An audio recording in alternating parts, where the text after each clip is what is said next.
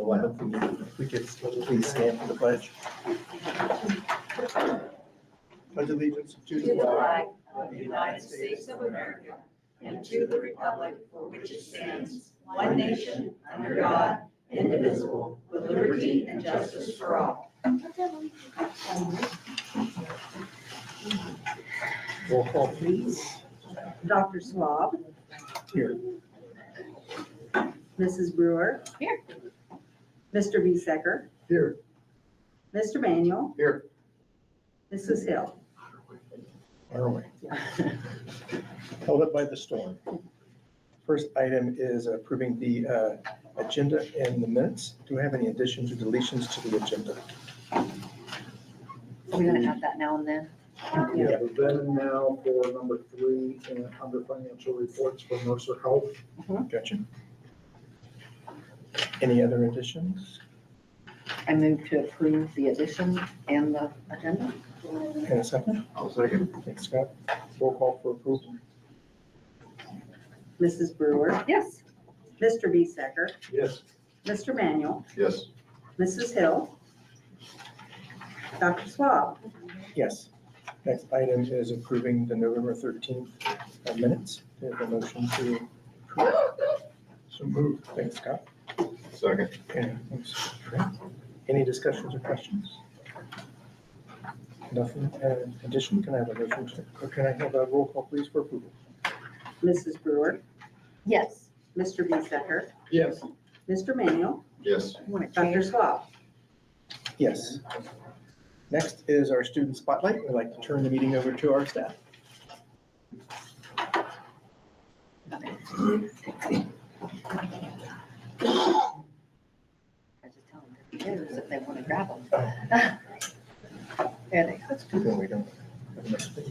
So we have our student spotlight, last student spotlight for 2024. So we'll get started with elementary. And this month was the kindergartner teachers who got to nominate. And our first up is Emily Wilshire. Josh, you gotta walk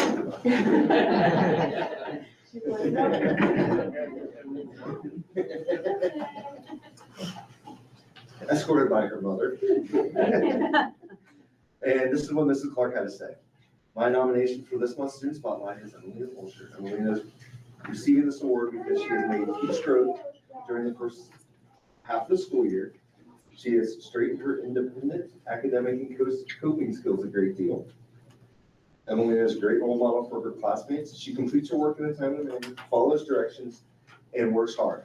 She continuously, actively participates in large and small group discussions. She is also always willing to lend a helping hand. She is quick to learn from her mistakes in a positive way and similarly supports her peers in this manner. She's a pleasure to have in her class. Great job, Emily. Congratulations.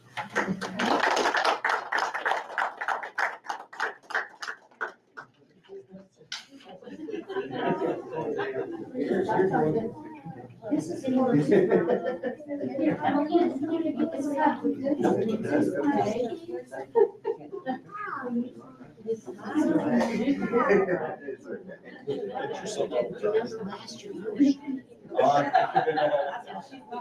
Our next person is just now showing up.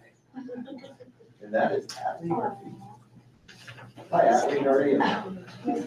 So Atlee has been nominated by Mrs. Ridout. This is what Mrs. Ridout had to say about Atlee.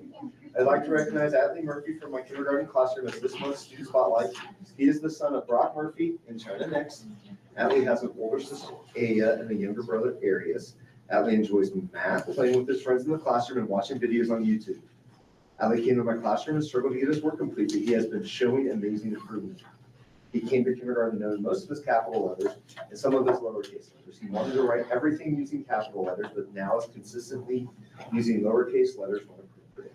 He is blending sounds into words when we are reading and writing. He is one of the first kids to send out words when we are reading our decodable books.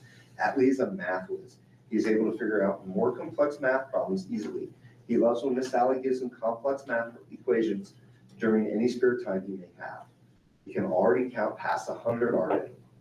Atlee may be working on minor behavior hurdles, but he is beginning to overcome some of these things He strives to do his best. He loves to be challenged and there's joy to have him in the classroom. These are the many reasons why I would like to recognize this amazing Bradford kindergarten student, Atlee Murphy. Great job, Atlee. Congratulations.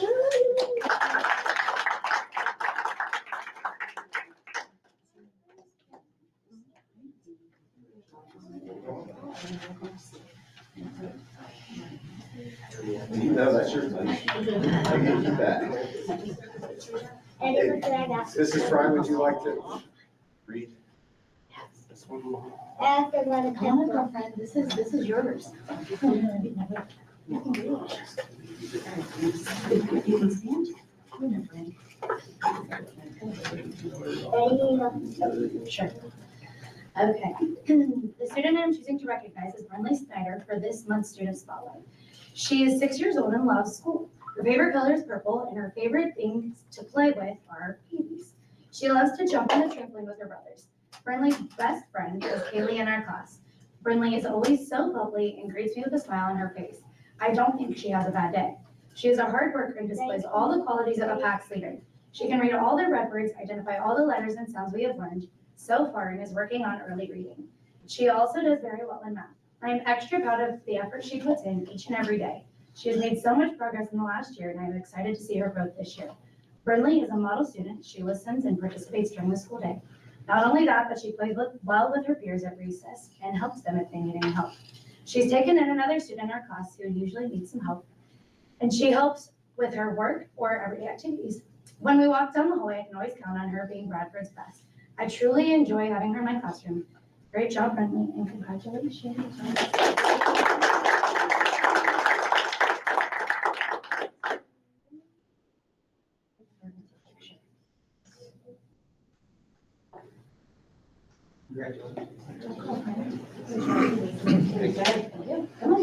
Hey. So we now moving to the junior high school. And the first person we have is Dresden, who's nominated by Mr. Cook. Dresden, or moved on. Come on up. Hold on, this picture of everybody. So, and Dresden was nominated by Mr. Cook. My nomination for this month's student spotlight is Dresden football. Throughout the 2 years I have had Dresden, he has been a great leader in the classroom. He is always prepared daily and ready to tackle whatever challenges the day may bring to him. He is responsible and treats other students with respect and is someone that takes great pride in his work. His hard work coincides with his academic success as well. Great job, Dresden.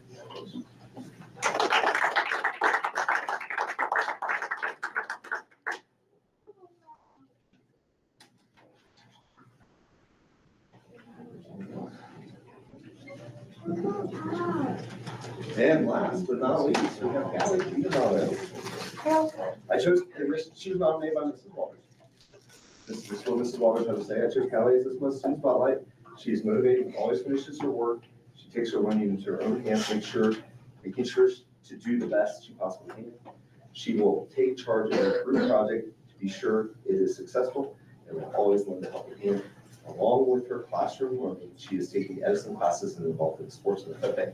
Good job, Callie. Congratulations.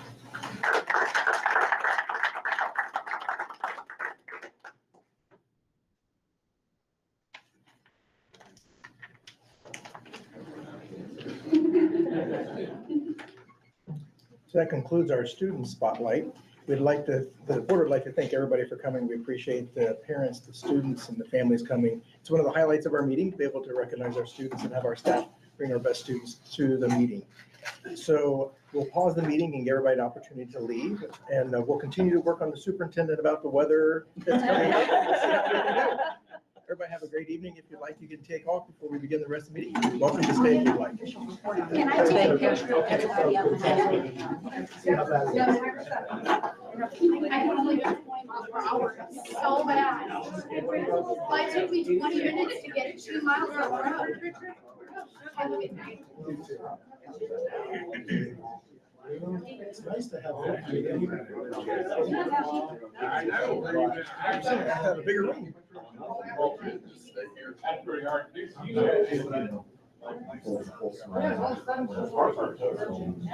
It's nice to see how the families support this. Yes, once had 4 generations. There's grandma and grandpa, great grandma and grandpa. Is this Michelle starting or is this? That's Chris. That's Michelle. Well, I get that.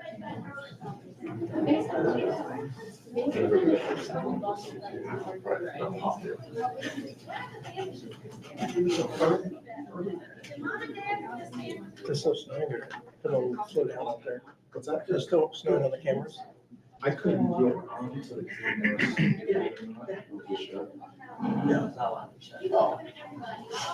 Yeah, see it. All right, sorry about that. Real quick on the junior high school side, since the last time we met, we did do seniors helping seniors for Thanksgiving, which is a great thing that Cheryl Clark and the cafeteria staff kind of puts together. I forgot to throw in there Amy Gade, who kind of lines up and takes all the phone calls. But I think, Mr. Hurst, what was the number of 101? Yeah, 100, over, 110? yeah, it was over 100 meals that we delivered to the community, which was a great time. This was actually the first time that I was able to get out of the building and actually drive the kids around and kind of deliver those. And it's kind of cool to see them interact with the community members and just how fortunate, how happy they are to see them and get those meals. So it's a really cool thing. But our seniors that helped this year were Owen Canyon, Trail Manuel, Dave Harlan, Elizabeth Skinner, Emily Miller, Avery Hellman, and Kaylin Richards. I had the three boys on top, and they were kind of a hoot to drive around with. They had me laughing about the entire time, mainly about my driving evidently. So we had the spelling bee this week for the junior high. And our first place winner is Jack York, and Jack's in the middle here. Second place is Tanner Pilkins. He's on the end, on the right-hand side over there. And then Nick Shank is our third place. So Jack York and Tanner will go on to the Dark County Spelling Bee, which is typically in January, mid-January. They have a meal and it's over at Romer's and it's a really nice thing. And, you know, last year we actually had the winner.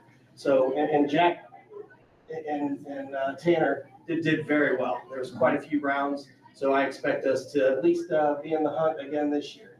The cool thing about Tanner is he's only in the 6th grade and he was our second place participant. So I'm really, really proud of him for that. So.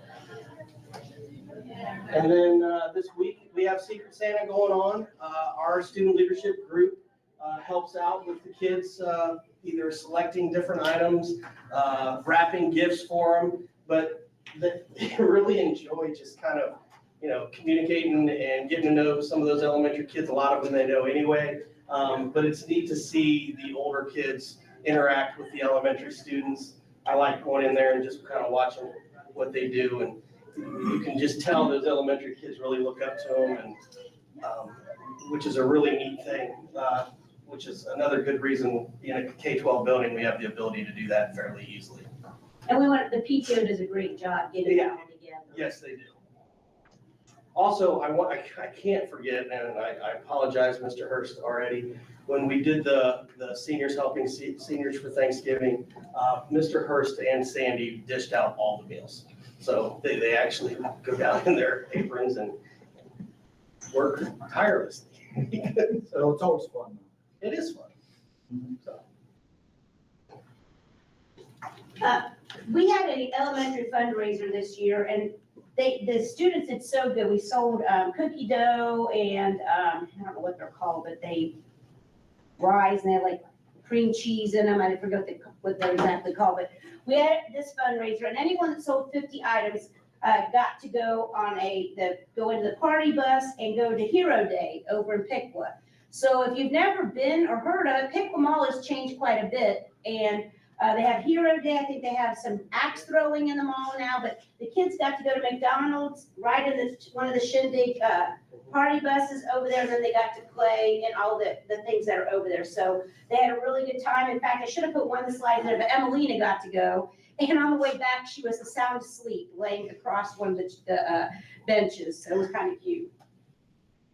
Kindergarten did a Thanksgiving feast again. The parents, the teachers, they had so much food. Mrs. Fry's dad made a turkey, and we had one of the dads actually that was here that helped carve the turkey. And it's just a great time. So you could see some of our pilgrims and some of our Native Americans also in the picture. And then first grade has their annual balloon parade. And so they had over 24 balloons in the parade. And as you can see, they march around the school, they show off their balloons. It's like Macy's Thanksgiving Day parade. And then the elementary had their spelling bee as well. Our winners were 2 5th graders, Hunter Schrader and Brett Brady Zalani was our runner-up. They did a really good job. They went through about 5 rounds of the spelling bee, and it was just a very big success. And I'm not going to repeat what Mr. Barty said, that in January they will be going over to Growers. And that's it. Any questions? Thank you very much. Before we do the athletic achievement, this is Josh Seedling. He is, well, hopefully if it all goes well tonight in the board meeting, is going to be Chloe's substitute while she is on maternity. He's been with us now for a couple weeks, and really, he's doing a fantastic job. And actually, when we started talking about this, he kind of threw out right away that there were some things that we could throw out there for athletics and volunteered to come in and do this. And, you know, we're happy that he's stepping up to do this. He's also our girls basketball coach. So we're happy to have Josh coming in. And like I said, he's doing a fantastic job thus far. It's great. Thank you. Some athletic achievements I want to highlight. Owen Cannon got second team All-Ohio defensive back for 2024. And then the upcoming schedule, girls were already 6 games in and boys are 2 games in. But some highlights for the upcoming schedule is December 12th, tomorrow. The girls, we play National Trail home at 6. 13th, the boys travel the trail at 6. The 14th, junior highs boys basketball plays at Dayton Christian at 10. Also that day, the 14th, high school boys play Fort Recovery at 6, and that is the Hall of Fame game. The 16th, junior high boys play in Sonia at 5:30. The 17th, the high school boys play in Sonia at 6. The 19th, we travel, the girls do, at Sonia at 6. December 20th, high school boys at Tri-County North. The 21st is here for us, the girls, are against North at 12. And then the 27th through the 28th is our holiday tournament at Covington. We had a great turnout Saturday against Newton. And I know, you know, both teams and junior high boys, they all appreciate the attendance and playing in front of crowds. So that's all I really got. Do you have your nominees or the winners for the Hall of Fame? I haven't seen anything on the. Yeah, it's Chris Daugherty is the Hall of Fame inductee. There's just one this year? Yeah. Okay. That's what I was going to bring up. I was like, I never heard anything about that this year. Usually I hear who or what. You've got connections. Thank you. You said nothing from the person? The only one thing I do have, they did have their National Career Tech Honor Society induction. I didn't bring the list with me because it was in the back of my car and it was snowing so hard I just ran in as fast as I could. But I know the ladies. I remember looking at the list, but I can't think who all was on it. Just the 2 twins, Daphne and yes. So yeah, those were the ones I saw then on the list. So that we just had, and it's a huge accomplishment. So, and then, like I said, our meeting is tomorrow. So I'll get all the numbers from the sophomore days and all of our visitors and how many we have enrolled. Those are always exciting numbers, but my meeting's not until tomorrow. I think So- we had 32. Enroll? 32 students apply Oh, okay. of our sophomores on that date. And most of them were within the first 15. All of them were within like the first 10 minutes. Right. And then we had one straggler an hour or so later. So they pretty much go by first come, first serve, so they know they have to be fast. Some of the programs don't do it that way depending on their numbers, but mainly it's first come, first serve Yeah. there. So that is crazy. And Wendy does a good job of Yeah. even telling parents in emails, make sure you get on at 6 o'clock, so.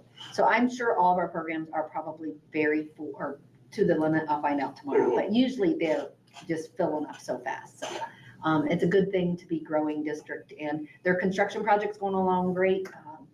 So hopefully it'll be long and their new programs will be up and running. That's all I have until next month when I know more about the enrollments. Great. Joe, do you have? Yes, I have a few things here to share out. First of all, our Head Start restroom project is actually moving forward again. We've got a mason that was supposed to be here yesterday to start laying bricks and work on the exterior of the building for a while. The previous job was backed up a little bit because of weather. He is asked to come in now on Friday and get everything set up, so we expect him to start on Monday next week. So we've got arrangements to move the Head Start kids to a different classroom. Thank you to Shane Snyder and his health class for moving to another room to open up that classroom. So it will be, I'm sure, a busy time for our maintenance staff and Head Start maintenance staff to get those classrooms situated and set up. But I'm excited that we're moving in this and we'll have a very good product at the end. The hallway painting and the floors is moving. If you haven't been out in the main hallway, the doors have started to get painted. There's some things I want them to go back and fix, and they promise that they will go back and fix those. So those will be happening here soon, but just painting those tan doors that have been beat up over the last over 20 years, black, makes a world of difference in the looks of that hallway. So it looks absolutely, it's moving in the right direction. We talked to the contractor today and he brought in 6 samples for flooring. When you guys leave today, check them out. They're in the main hallway over here on the north wall, close to the gym. In fact, if you dead end from this hallway out, they're just to your right. So go check them out. There's 2 of them there that we decided were too light for what we were looking for here in the hallway, and we kind of vetoed those. So there's 4 of them left out there. If you want to look at those and give some input, we'd love to hear what you have to think. I'm going to skip one and come back to it here just in a second. But the last part here, cold day bus pickups. We have had a plan in place here for the last couple of years where if it gets super cold out, we have a bus that will go into town and pick kids up instead of having them walk out. Now, over the last 2 times that we've had cold days, we've asked the crossing guards how many kids have been walking to school. The first day, and we've only had really 2 cold days this year so far. The first day we had 4 kids walking to school. The second day we had 3 kids walking to school. So not a big population. Last year we had the bus go down to the post office and pick up kids. There were 2 kids, and those 2 kids stayed in mom's car until the bus got there and then got on the bus and then rode up here. So I'm still not sure of the logistics of that on how that was a benefit to anybody, but we tried it, it worked. It benefited a few kids. This year, we already have something in place. Instead of the post office, we're moving to the library. And thanks to Bob and his staff over there at the library, he's going to go down and open up the library so there's a warm place for kids to go in and stay and wait for the bus to get there. And that way, when the bus comes up, they can just pick them up and go instead of having the bus there for 5-10 minutes, waiting for the kids to get on and not have a cold place to have to wait. So we have been talking about that. We watch wind chills. In private, I can talk to you guys about what those levels are. We do have some community members that have we have a community member that has voiced an opinion about the differences between my threshold and what that person's is. And it's definitely different. But we have already talked about when to use that. Tomorrow, we're watching the weather to see how cold it's going to get. Of course, tomorrow is going to be a cold day, so we'll see if we get there. And then the last part on my report is, actually 2 things. Thank you to the FFA organization. We have some ornaments here. Those are fundraising gifts that are fundraisers that they produce each year. They design them. They sold them at the craft show. They sold them as a fundraiser this year. And we bought 5 of them for you guys to to have as a memento for the Christmas present for this year. Thank you, Thanks those very are really I nice. thought they looked very, very nice, so I'm very proud of what RFFA is doing with those. And then the last thing is our school calendar. And we had, and Wendy's here, and I'm sure she's gonna have maybe some things here that she can answer if anything comes up.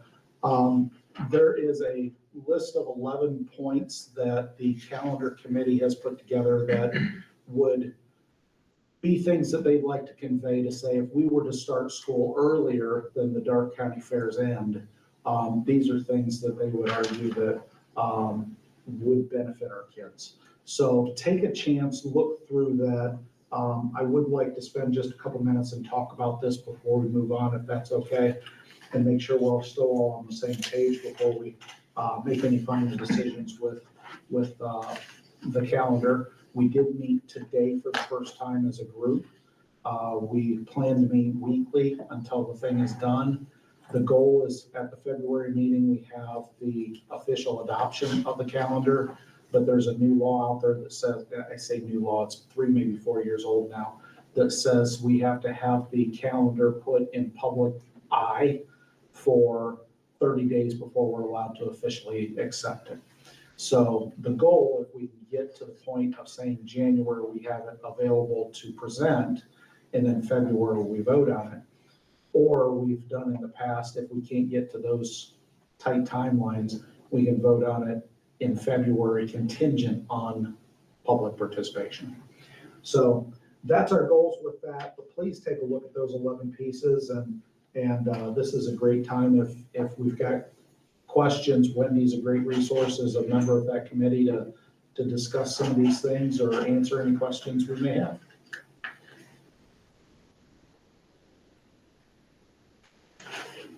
As an educator, former educator, I've seen over the years arguments and pros and cons.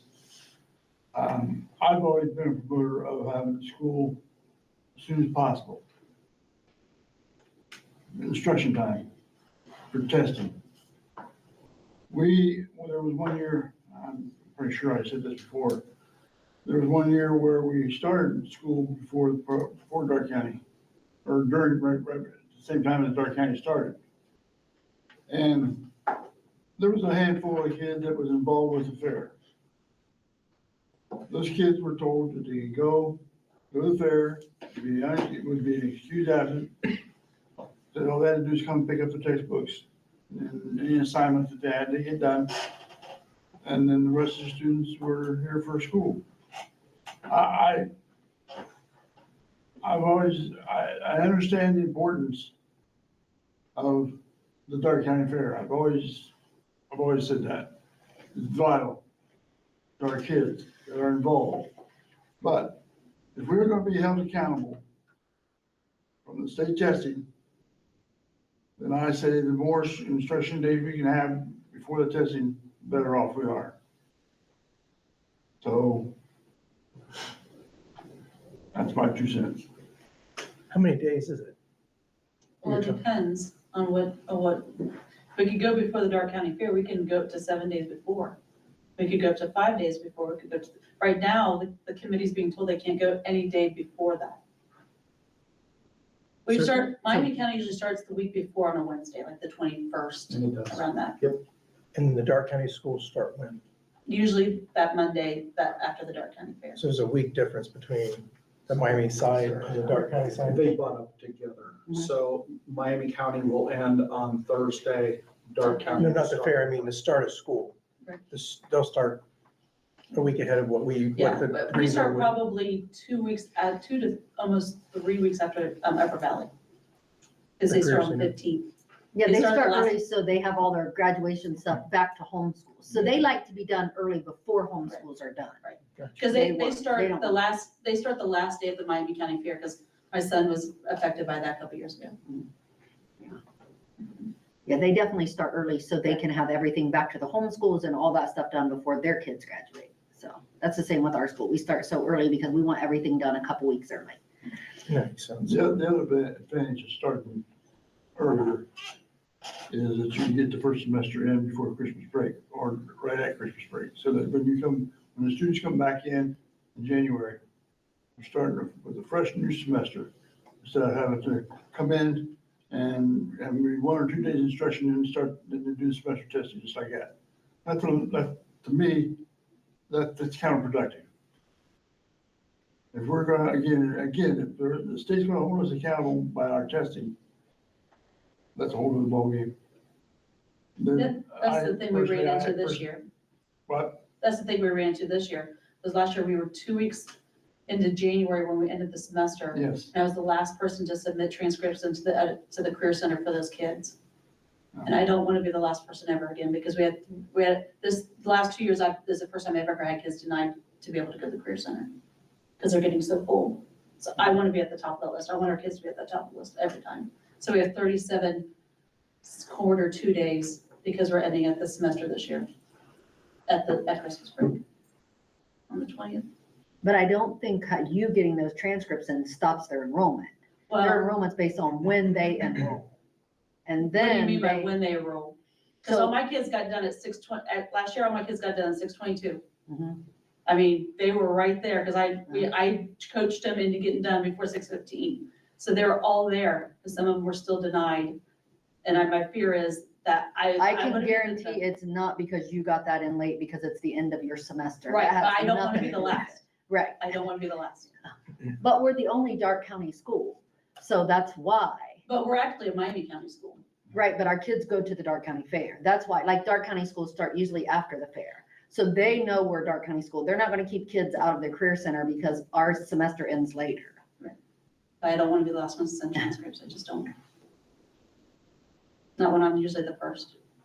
But as a teacher, it's coming back after Christmas break and starting your fresh new semester is so much better than having to deal with 2 days instruction and 3 days of testing. Again, that's counterproductive.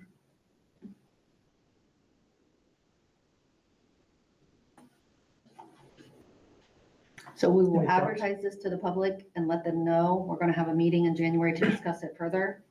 Is that No, what you're I think planning on just doing? Can.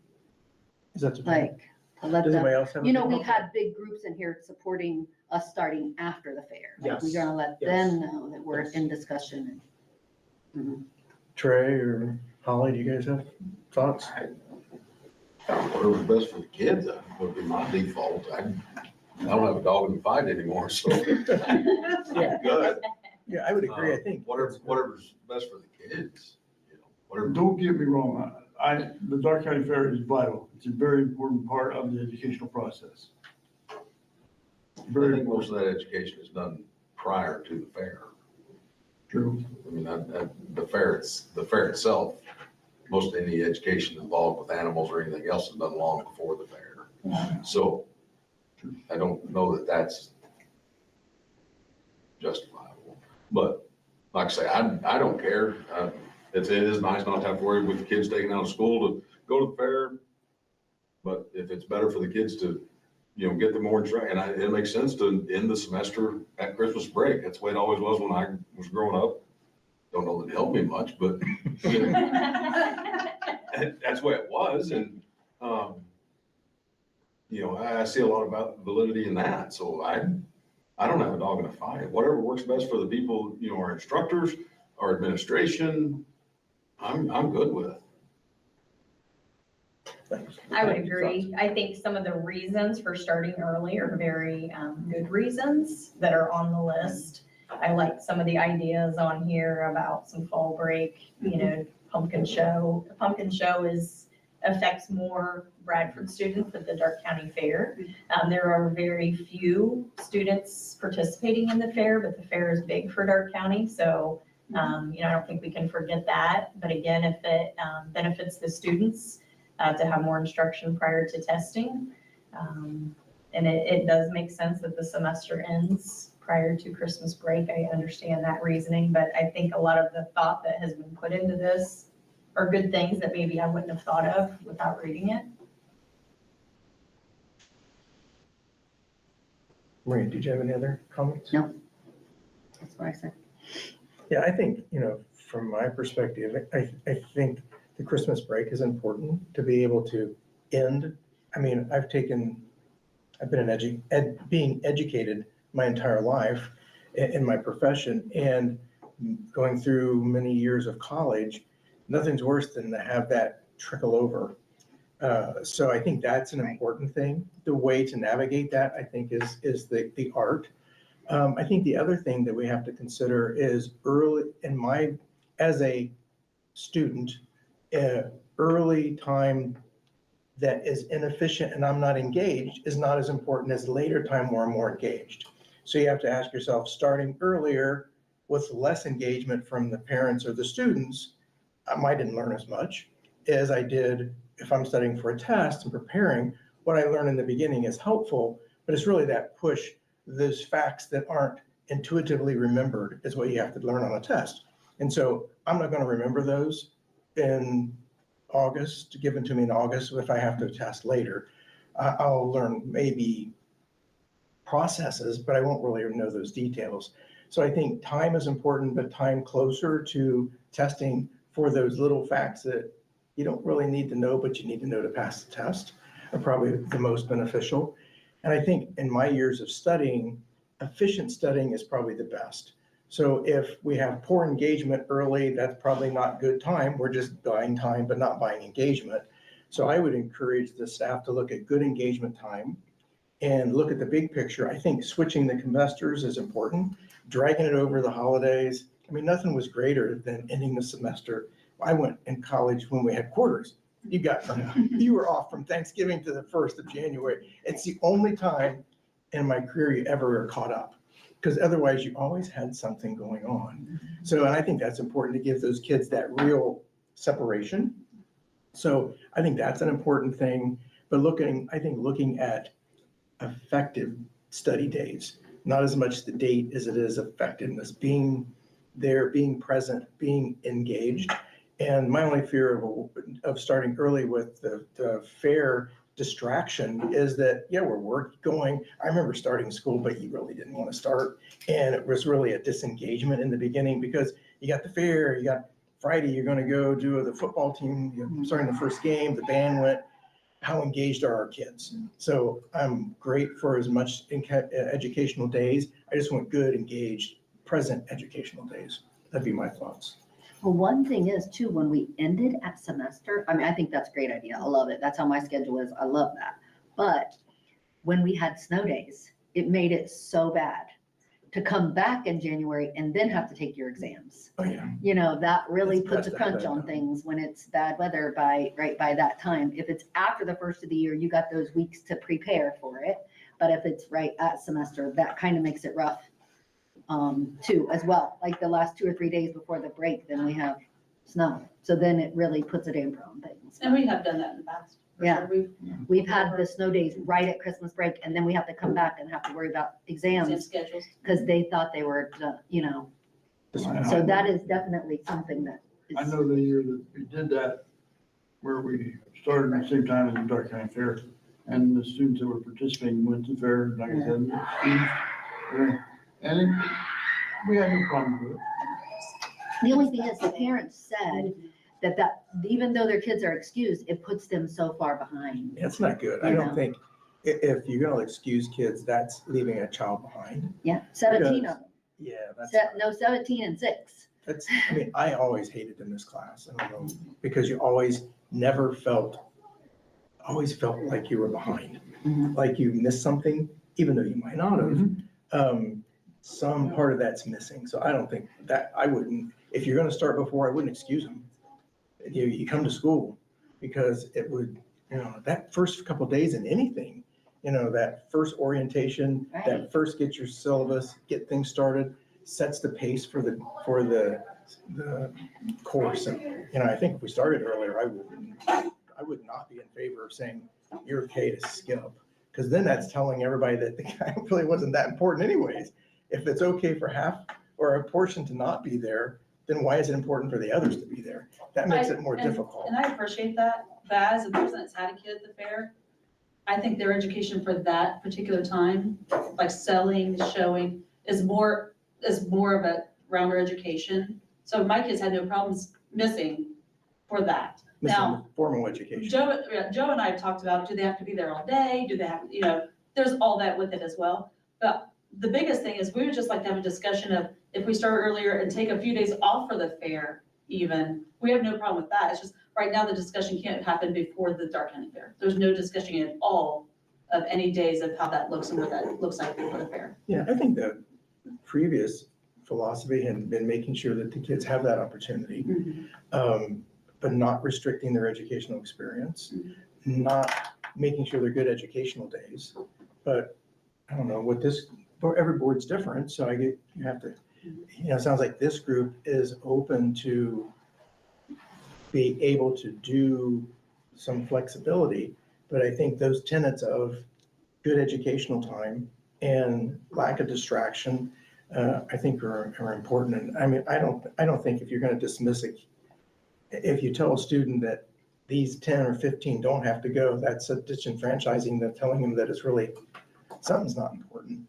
And I hate missing the beginning of any kind of organizational course or organizational class.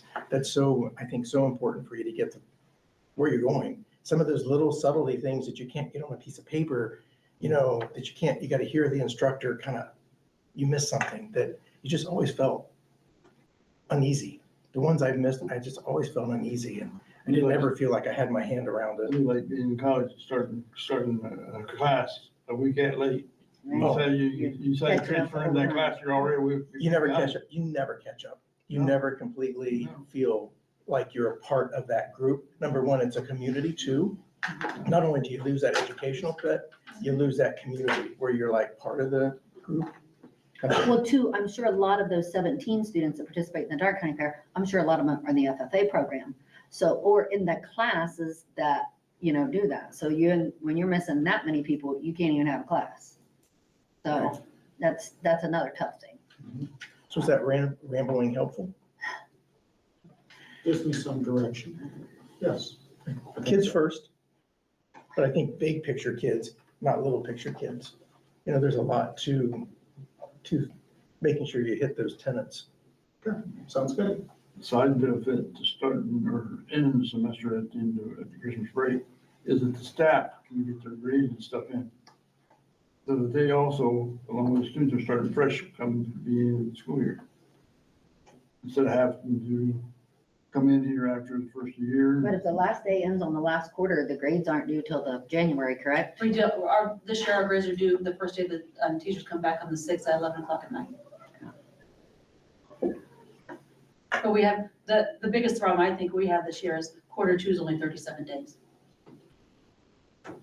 Quarter 1 is 44, quarter 2 is 37, quarter 3 is 50, what was that, 56, 54? Quarter 3. Yeah. Yeah, because we talked about that last year. We didn't like those numbers being short either, but they Yeah. said the calendar committee really pushed for those numbers to be shorter in the second 9 weeks than the third and fourth. Well, if you bump up against that, just getting out of December, that's automatically gonna make it shorter. Right. It's automatically, So, because yeah, I don't it's have any room not to- fair for eligibility. We talked about this last year. It's not fair for kids like eligibility and things like that. It is definitely not fair to have that shorter semester. Like, I'm not in favor in just shorting the semester just to get it done before. I'm not in favor of that. Any other discussion? I think that was good. You got a general idea that kids come first, and you guys can figure out the way to navigate the details, All right, right? we'll do our best. So you planning on voting on this in January for sure? The calendar has to be done by February. Right. The official vote will be in February. Okay. We'd like to have a proposal to display to the public in January. That's the vote. But we don't need to vote on the proposal. No. Until February? Right. Okay. Yep. That way we can, because I'm sure there'll be a lot of people asking Right. about. Now, the only thing is, today was our first meeting. We'll meet again next Wednesday. There's one more Wednesday in January that we'll meet, then we'll have to vote. So realistically, we're talking about 3 full meetings that we'll be able to have. I think we can probably still get it done, but we're gonna be pushing to get a January proposal. We'll work on it. We'll get there. So you're wanting to bring us exactly what it is for the January meeting? Or Yes. you're not gonna listen to people The at the January proposal meeting? will be coming in January, yes. Then people But can not comment in on it. stone, we can talk about it and Right. change it. And then in February, we'll officially vote. And if you Okay. change it though, you need another 30 days. True. Okay. True. Yep. So if you present it in January and there's a lot of discourse, it gets changed and it's gonna get booted back. Yep. And what's your your hard stop date for that approval then? Well, the contract says it's supposed to be voted on, and it's supposed to be adopted in February. Now, we can vote on it like we have in 1, maybe 2 years where we've said, we're voting on this contingent on no negative public participation concerning our calendar. Not the best way in my book to do it, but. Right, and you don't want people to think if they are hearing us now and want to talk about, their kids in the fair or whatever, we don't want them to think, oh, well, we already have it figured out. Right, We're not gonna no, listen to what you no, have to say, but because we that's definitely want to exactly- listen to that. Right. So, It'll just make it a challenge to make all the expected goals. Right, But again, getting the students what they need is the most important. absolutely.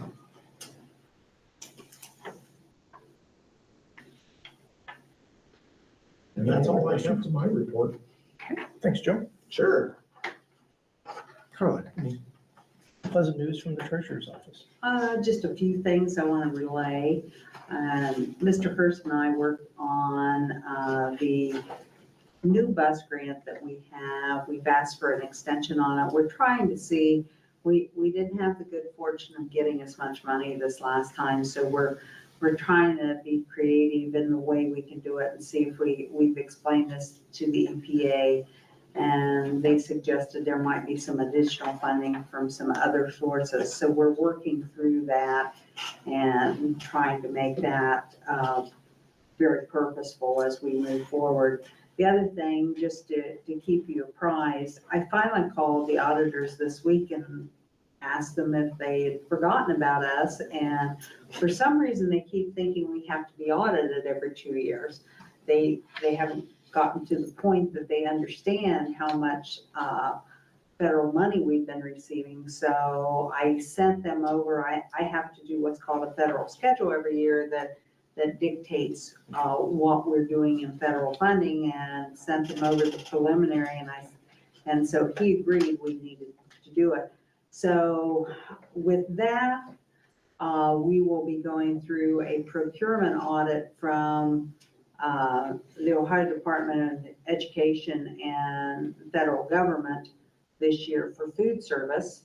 And we are still presently in the middle of an AUP audit on our Medicaid billing. So right now, within the next month, we'll simultaneously be going through 3 audits, but not a great concern. They'll take some time, but I expect us to have positive results with those, and just bear with me if we have some slowness in the office as a result of that, because I don't think since I've been here, I've had a simultaneous 3 audit session at one time. And since we've got a new food service director this year, she's deferring a lot of this to me because she wasn't here last year. So I just want to make you aware of what's going on, and everything else is pretty much status quo. We're still cleaning up some things, and we're working through several items procedurally. We're getting to the end of the year where there's a lot of filings that have to be made, but everything's on track right now. I think we've been pretty successful with what we have, and with that, I'll conclude my report. Ms. Carla, any questions? Thank you very much. Any public participation request, Joe? So next on our agenda is the financial reports from the treasurer, which are items 1 through 11 and go through to the middle of page 5. Carla, can you give us a kind of an overview what you would like us to approve? Yes, 1, 2, and 3 are pretty much standard with the items. We have a list there of then now certifications that need to be made, approval of transfers and advances for the month and the appropriation. We did receive some money for the art department for the Harold Marker Scholarship. And we received a $25 Amazon gift card to be used for the district and the wellness grant. The resolution number 10, which happens about this time every year, is basically preparing us for the request we have to make to Miami County for the budget, for the money that we need, and that is the budget document I laid at your table. It is a replication of the 5-year forecast and has some of the other funds, but it is so that we can collect our tax money. It's archaic in nature. And then the last thing is the donation that we received, and that's the direction to pay off school lunches in the cafeteria. Thanks. Do we have a motion to approve the items reviewed? So moved. I'll second. Thanks, Trey, and a second from Maria. Any further discussions or questions for Carla? If not, do we have a roll call then for approval? Mrs. Brewer. Yes. Mr. Bisecker. Yes. Mr. Manuel. Yes. Mrs. Hill. Yes. Dr. Swab. Yes, we have no old business items listed. New business is the superintendent's recommendations from the consent agenda, which is items 1 through 10. Joe, would you give us a high-level overview of what you'd like us to approve? Certainly will. And for those of you following along, this agenda is listed on our website. First part there, we have some typical pieces, but letter B is to hire Josh Siegman as our substitute athletic director while Chloe's on leave. Number 2 is appoint a president pro tem, which we'll have to talk about before we make this one formal. Number 3, we've got some microscopes and a weight machine that we need to dispose of. 4 is premier athletic trainer, actually reducing time to reflect the time that he actually works here. It's not a reduction in Mo's time, it's just a better representation through the contract of what we owe Premier. Number 5, ticket prices are going to change just a little bit to follow along with WOAC guidelines. And we will start charging for baseball and softball this year, which is a big change. I'll hold my personal opinions to myself on that one, but we are going along with whatever the entire conference is doing this year. 6 is membership dues for OSBA. 7 is the OSBA legal fund, which we utilize quite frequently.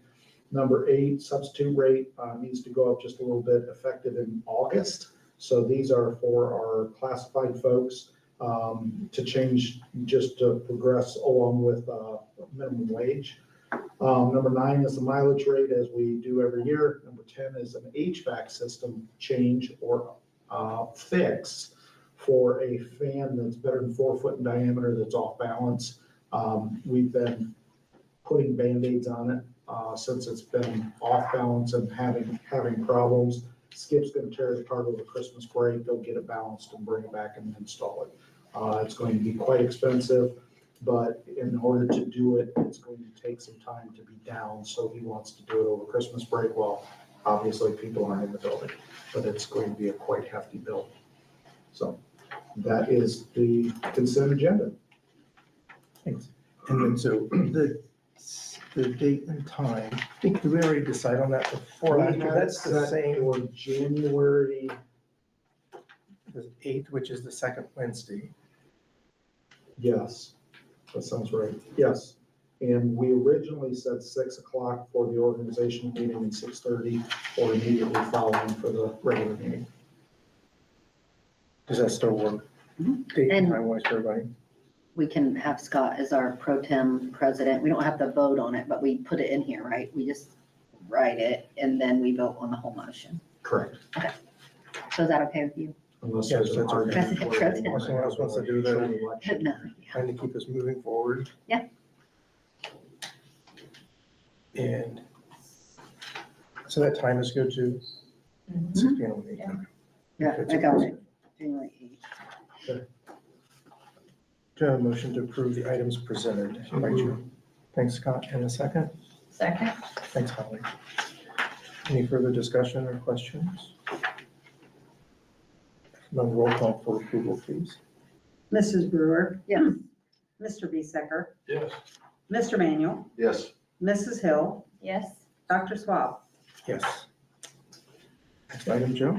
And the next one is just basically keeping the rate for the Board of Education members at the same as what it was last year. Motion to approve? So moved. Second. Any discussion? Just don't say no. We did that one year. That caused the treasurer a lot of problems. It was not good. I think we had, that was a year we had financial issues and everybody said, no, no, no. And that was, you can donate it back, but we gotta say yes. You can give it back. But that's perfectly okay. But otherwise, that was a lot of heartburn. Good intentions, but we caused a lot of problems. Any other discussion? If not, roll call for approval. Mrs. Brewer, Yes. Mr. Bisecker, Yes. Mr. Manuel, Yes. Mrs. Hill, Yes. Dr. Swab. Yes. So the next item is consider the first reading of all the policies. We kind of got the little summaries of, I don't know, Joe, did you have any I like them explanations? how you shared them. You Like, did? yeah, so I Okay, could, do I that didn't from have here out. 700 pages to go Yeah. through. Yeah. I mean, it was nice. I could just, I just scrolled to my tablet or. And if anybody's interested in that, I have those. In fact, if anybody in the public wants to see those, I have those, I can explain them. The layman's reflection of this is most all of these are reflective of new laws that are coming out, including Senate Bill 29, which went into effect October 24th. And before the second reading, we actually adopt these, Senate Bill 29 is going to be ratified and moved to something useful compared to what it is now. So there's a lot of pieces in here that reflect those new laws. Really, there's some combining of two different or multiple pieces into one. There's not anything here earth shattering. It's just words, It like is, changing. it It wasn't is. anything new or, Now, it did talk about nepotism with policy 4120, which is something we already have in our policies. Criminal back check, record checks in 4121. That's the new law where everybody's going through the RAP Back program now. The communication devices, as of July of 2025, every high school is supposed to have a new revised cell phone policy to reflect what kids are doing or allowed to do in school. We've already got that in effect.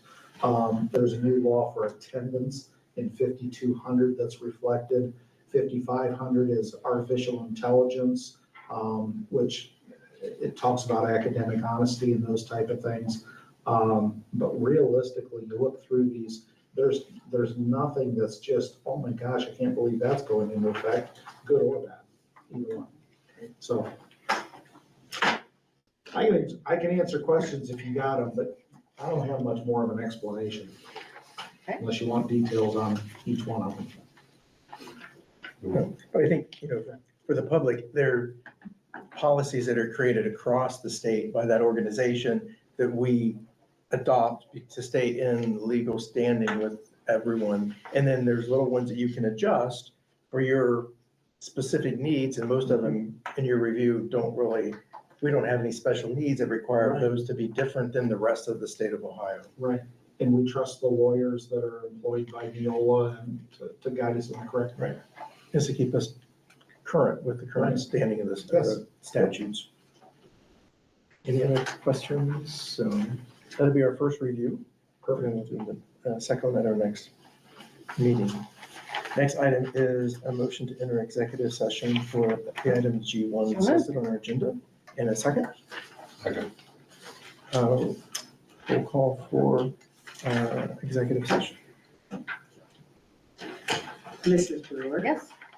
Mr. Bisecker, Yes. Mr. Manuel, Yes. Mrs. Hill, Yes. Dr. Swab. Yes, I guess so. 7:29. And we'll have no action taken after the executive session. Unless you'd like to stay and read. No, I have nothing else. I'm good. Thank you. It's You're really gonna go, bad snow out there. you're gonna try to get home